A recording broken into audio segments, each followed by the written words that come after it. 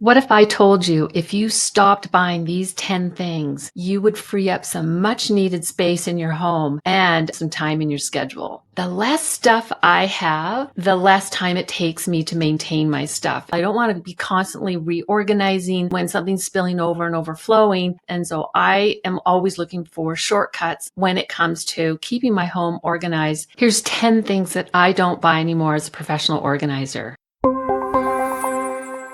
Number one, kitchen gadgets is something I don't buy a lot of. I only have a few. We recently went out and bought 2 knives, one that I wanted to use and one that my husband wanted to use. And I bought a knife block and I had to fit that in the drawer. And I just went through and basically I need a peeler and a few other things. And that's it. I don't need all those fancy kitchen gadgets to do my meal prep. In most kitchens, it doesn't matter how big or small, there's always a limit to the amount of space that you have for your cooking tools and your meal prep tools. Number 2 is tall spice containers and tall oil bottles. These are things that I don't buy because they don't fit in my cupboard. I have a lower cupboard on a turntable where I store my oils, and there's only so much height that I have. So if you're someone who buys tall, big spice containers and oil bottles and vinegars and those sauces, then you need to make sure that you make space for that. And whatever amount of space you've allocated for it, you need to make sure that the bottles are going to fit. If you're someone who wants to decant your oils into a smaller container, you can do that. But my experience is it looks pretty, but most people don't. Number 3 is organizing products that don't function well. I see a lot of organizing products and I test a lot of products as well. And I can tell you, if it doesn't have multiple purposes and doesn't function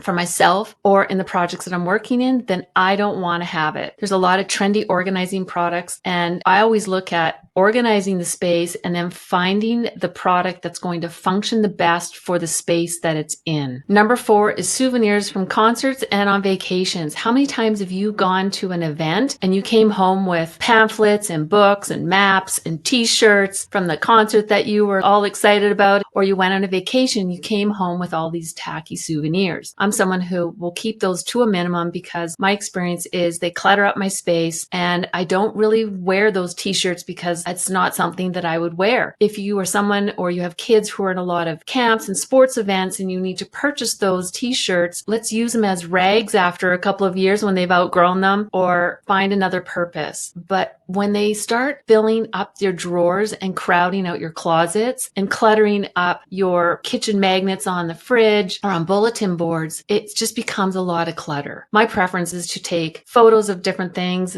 I find that I look at the photos and I can display those. You can turn them into photo books, or you can just remember the vacation and the experience. You don't need to bring home things to remember the experience. Number 5 is water bottles. How many water bottles do you really need? Think about it. I use 3 to 4 water bottles every single day. They're like thermoses. I have hot and cold drinks or a shake that I'm taking to the projects that I'm working on. So yes, you need containers to take your lunch, or if you have kids that you're making lunches for, yes, you need containers, but how many do you actually need? When I go through the amount of coffee mugs and go-to thermoses and water bottles, I'm always amazed. The average home I go into has 25 to 40, sometimes even 50 containers for hot and cold drinks. And you don't really need them, even if you're a family of 5. Narrow down your water bottles to the go-tos and your favorites and the ones that you use all the time, and then donate the rest. Number 6 is excessive office supplies that I don't need. Let's be realistic. How many pens and pencils do you actually need? I have pens and pencils around the house. In my office, I have one in the laundry room. I have a couple in my car, some in the kitchen, some in the office, some by my bedstand, and one in the bathroom. There's a post-it note by each of those as well. And what I realized is if I need to just quickly jot down something, I can do that, and I have a pen handy. In my office, I do have some extra office supplies, but the reality is I don't need 100 pencils, and I don't need 100 to 200 pens. You bring home pens from events and the hotel rooms, and they just keep collecting. What I like to have is my favorite office supplies, have a few extra, make sure you organize them in one place. So if you need graph paper, lined paper for kids for school, you need extra binders. If you need specialty papers, you're going to need mailing supplies like envelopes, stamps, lamps. Create an area for the office supplies and then really be realistic. How much do you really need? When kids are finished school and they come home with their backpacks and they've emptied out their locker from school, make sure you weed all of that out and declutter it and that it doesn't pile up in your office supplies. You can donate these things to organizations who are looking for those, but when the pencils are like this small, it's time to let those go. Number 7 is excess cleaning supplies. My preference is to buy a multi-cleaner that does multiple things because I have a limited space where I can store and organize my cleaning supplies, and I keep it to maybe 1 or 2 extras, so I have cleaning supplies on each level of the house, and I do this on my projects as well. So I have some for cleaning upstairs, I have some for cleaning downstairs, and then there's usually some in a garage. And I just find that it makes it simple and easy. So if you buy a super concentrated, you can water that down and you will be amazed. The amount of cleaning supplies that you've been storing and organizing in your home, you could probably cut that down in half at least. And you're going to free up much needed space, and it's just going to be easy to find what you need when you need it. Number 8 is round storage containers. I don't buy large round storage containers to store my food in my fridge and my freezer. The reason being is when you have 4 or 5 different sizes that you need to organize in your food container drawer, it makes it difficult. So I make sure that the containers that I buy extra so that if the glass breaks, I can easily replace it. And it's easier to store square and rectangular than it is to store round in a drawer. It takes up less space. Now I do buy small round containers for my lunches for sauces and salad dressings and to store in the fridge, and also for kids' lunches. But as a general rule, when I'm buying food containers to store them in a fridge, I do not buy round. I just find they're harder to stack in the fridge. They take up more space, and I'm all about maximizing the little amount of space that I have in my fridge, my freezer, and in my food container drawer. Number 9 is label tapes that are not laminated. A lot of people will go out and they will buy a small, tiny little label maker, and it's still around $39, $49. But if you spend just a little more, you will be able to get a better quality label tape. There's a difference between the paper and the laminated tapes. What happens is I can immediately tell at a glance if something's been labeled, especially on a binder or on a shelf or in a container, the edges are curled, and that tells me that it is a paper tape. When you go to peel it off, it leaves a film or a residue behind, whereas a tape that is laminated will not curl. It will last for many years to come. It's weather resistant, so you can put it in the freezer, your fridge, you can store it in the garage, and you can even use them outside. So make sure when you buy a label maker that you're looking for one that uses laminated label tapes. You'll thank me later because in the long run, it's going to save you money. Number 10 is I don't buy uncomfortable shoes anymore, and here's why. I am tired of breaking in shoes for months on end that just are not comfortable, and then when I do wear them, I get blisters. I also do a lot of walking. Even when we go out for the evening, when we're on vacation, we do a lot of walking, and I'm tired of trying to keep up with my husband and friends in uncomfortable shoes. And so I will only buy shoes that when I try them on the store, they must be comfortable. And if they're not, I'm not going to buy them. There's no break-in time. So do yourself a favor and go to your closet and